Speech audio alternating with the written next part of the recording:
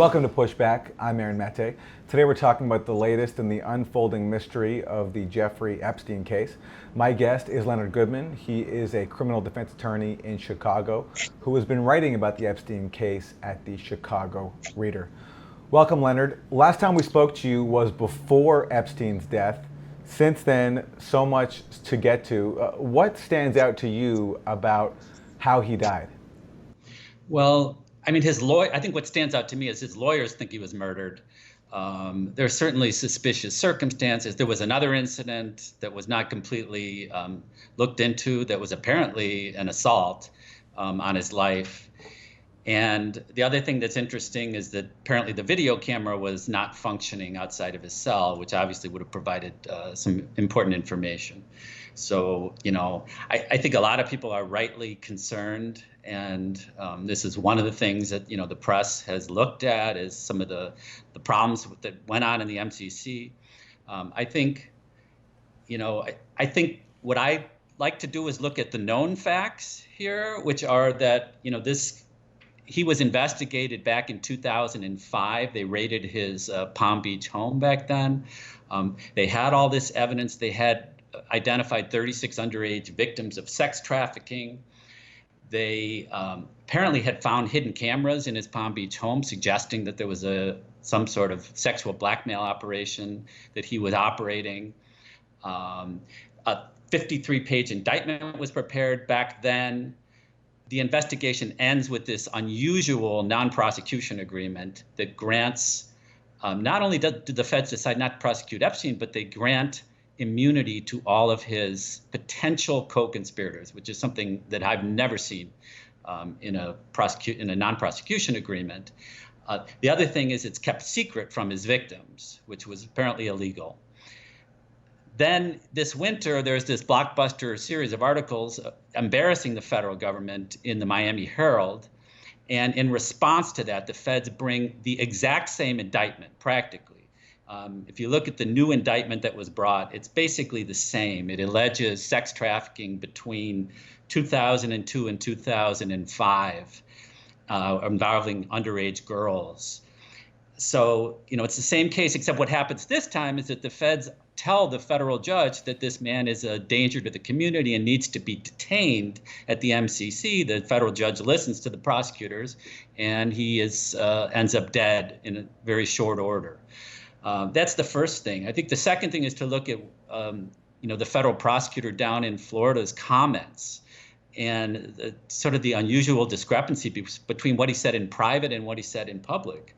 That was Alexander Acosta, who was the U.S. attorney down in Florida. And in private, he told the Trump team, reportedly, that he was told to back off. He was told to back off because this guy was above my pay grade and he was with intelligence. In public, he's made a very different comments. He said, well, we thought it was a good deal at the time. Now we know a lot more about Epstein. A lot more information has come out. This is clearly a lie. There's nothing new that they've learned. The new federal indictment is exactly the same as the other one.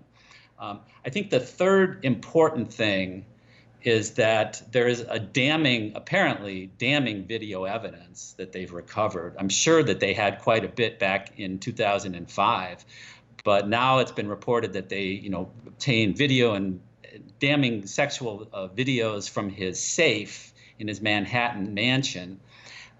So I think, the one thing to consider is if this case did go to trial, what possible defense would he have?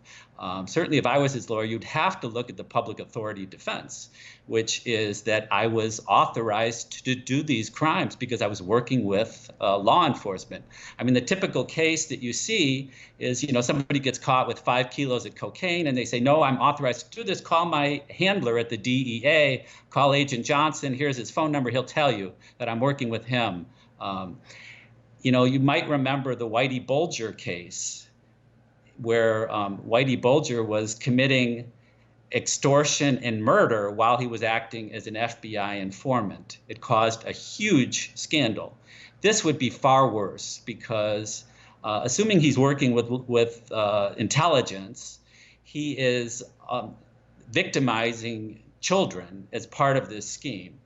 and it would probably cause a credible public uproar, a huge, massive scandal, and probably something equal to the Church Commission back in the 70s, where there were significant reforms of U.S. intelligence, including the CIA, NSA, and FBI. So those are the known facts. Right.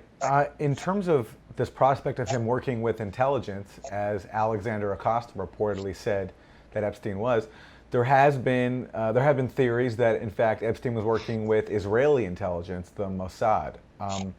I've seen no concrete evidence for it, but there is the fact that his lieutenant, this woman, Ghislaine Maxwell, her father worked with the Mossad, and she herself was recently caught on camera in what appears to be a staged photograph at an In-N-Out Burger in Los Angeles, reading a book called The Book of Honor, The Secret Lives and Deaths of CIA Operatives.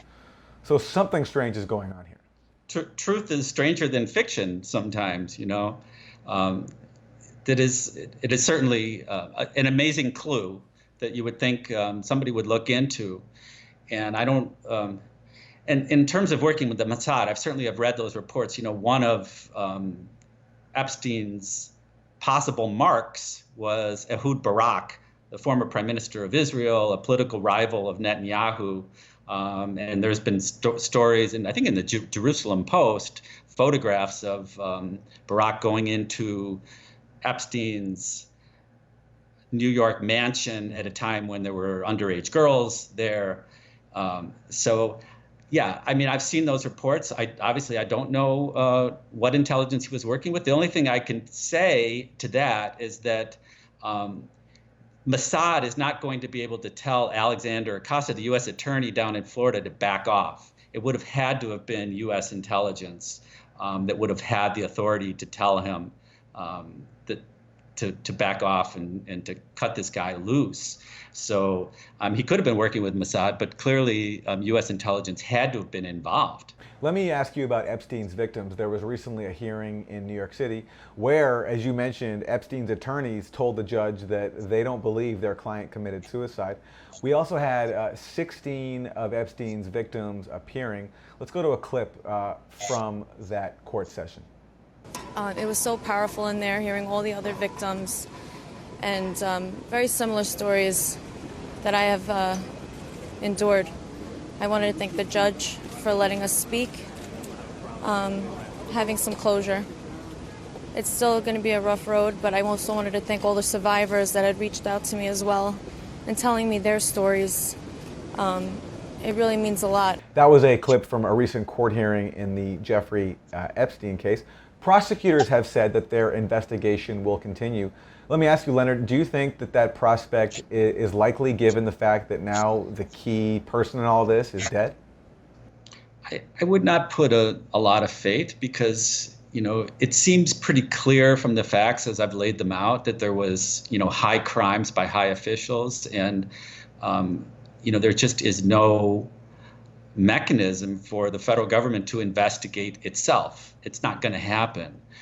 It never happens. And, you know, there is some possibility that civil lawyers representing some of the victims, that it's, you know, it's very sad. And, you know, I read those reports of the victims, you know, urging the case to go forward. But, you know, civil lawyers do have quite a bit of power to demand discovery and to demand justice. And certainly if there were people besides Epstein that were involved, they can be brought in on civil cases. So I hate to be such a cynic, but I don't see the Department of Justice aggressively pursuing the potential co-conspirators of Epstein and trying to get to the bottom of this. Now, I hope I'm wrong, and that there is, you know, yes, one of the people one of the criminals is dead, Epstein, but there certainly were other people working with him,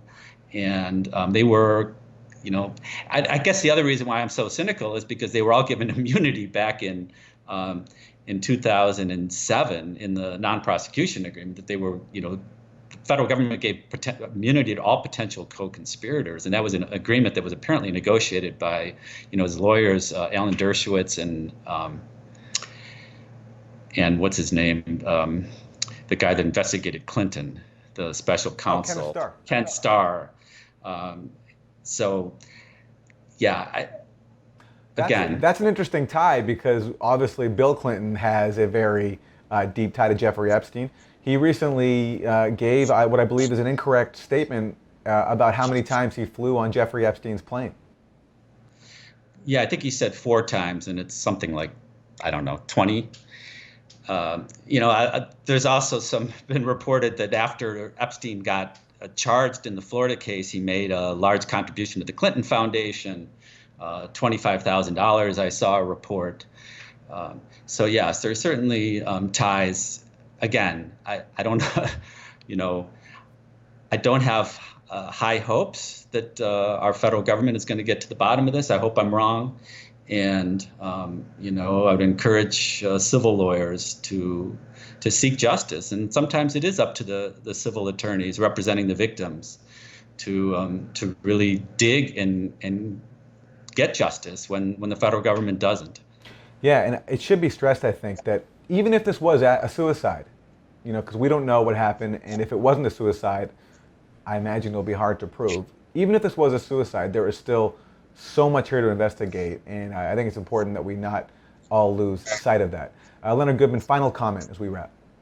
Yeah, I concur with what you're saying. I appreciate the fact that you're looking at the facts that are not in the mainstream media, and this intelligence angle is something that no one's allowed to talk about it in the mainstream media, because they all have their buddies in intelligence. You see them on CNN every day, these former CIA officials that are all very necessary in the whole Russiagate thing, and they don't want to embarrass their good buddies in intelligence, but somebody needs to get to the bottom of this, because this is a massive scandal. And if Epstein was running a sexual blackmail scheme and working with U.S. intelligence, even if they had knowledge of it and were using some of his information, that is a horrible scandal, and it needs to be, we need some accountability. So I appreciate your show, and I appreciate your interest. Leonard Goodman, criminal defense attorney in Chicago. You can read his coverage of the Epstein case at the Chicago Reader. Leonard, thank you. Thanks, Aaron.